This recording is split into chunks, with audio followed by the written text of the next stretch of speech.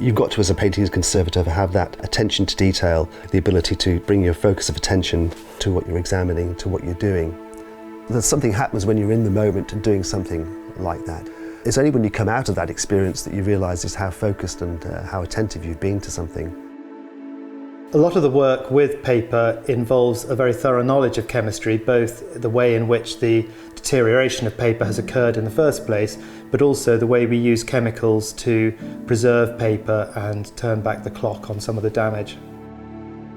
I don't always know the origin of the painting or much about the artist, but the personal stories about the paintings can be really interesting. You become part of what's happened, part of the history of that object. That which is true. That's satisfying. That is satisfying.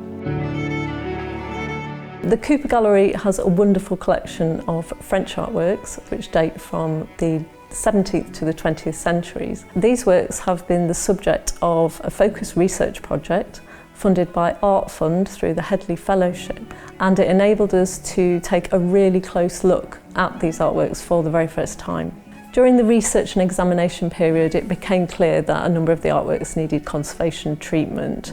We had assessments undertaken by specialist conservators, and as a result of this, we've chosen a selected group and brought them to a conservator of oil paintings and a conservator of works on paper.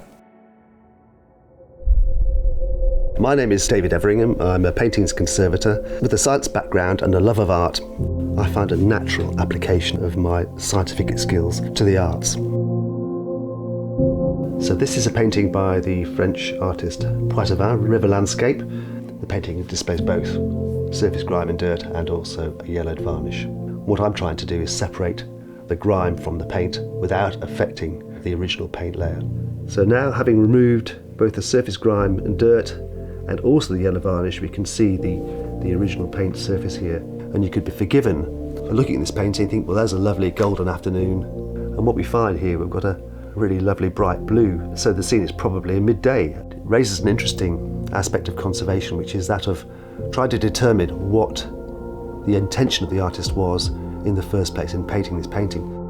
Furthermore, there was a strange curvature around the centre of the painting here that warranted further investigation. Under ultraviolet light, we can see quite clearly there's a dark patch that corresponds with the area of damage. So that tells me quite clearly this whole area in the centre of the painting here has been retouched. If we turn the painting over, you can see on the back here, there's a sort of red bowly clay looking material here.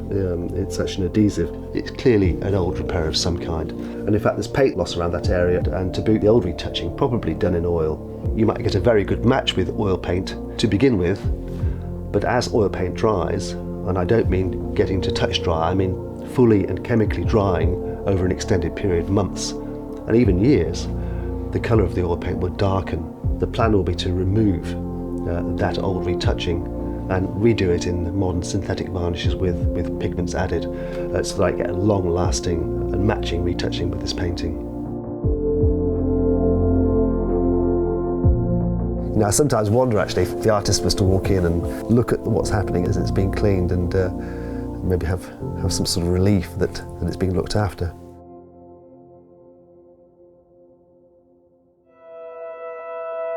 My name's Richard Hawkes and I'm a paper conservator.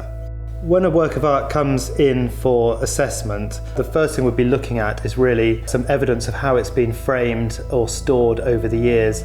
Quite often the damage that occurs with paper is a result of low quality framing materials that have been used in the past, and also where framers have used masking tape or other pressure sensitive tapes to hinge them. All of these can cause staining to the paper. Many of the works that have come from Barnsley Museum for this project have received some attention over the years by previous conservators and restorers. And really what we're looking at now is just to make sure that the condition they're in is as good as it can be. Papers are quite hygroscopic, that is, they respond to changes in humidity in the environment. Paper conservation, we're not so much involved with removal of varnishes. What we do use as our main solvent is actually water. Just water in itself can have a beneficial effect on paper to help us wash out soluble discoloration from the sheet, and also to raise the pH of the paper so it's less acidic.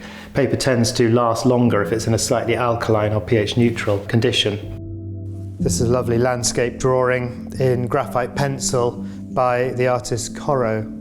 Interestingly, when I open this one up, I'm able to find out two things. One is that the artist has used both sides of the sheet, so in fact it's a very similar view, but there's a drawing on the verso of the paper as well. There's also, quite interestingly, a nice watermark in this paper as well. We can read that it says J. Watman, Turkey Mill, 1825. This drawing has a few little spots and marks, as well as some distortions from the past hinges.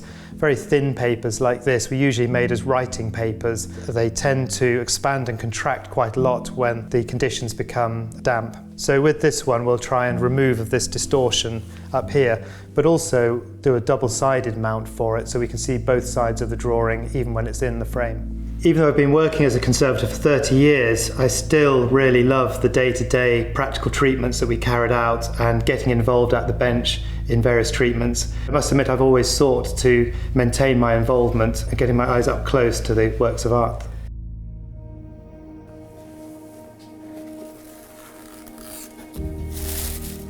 So there it is, the little Jongkind.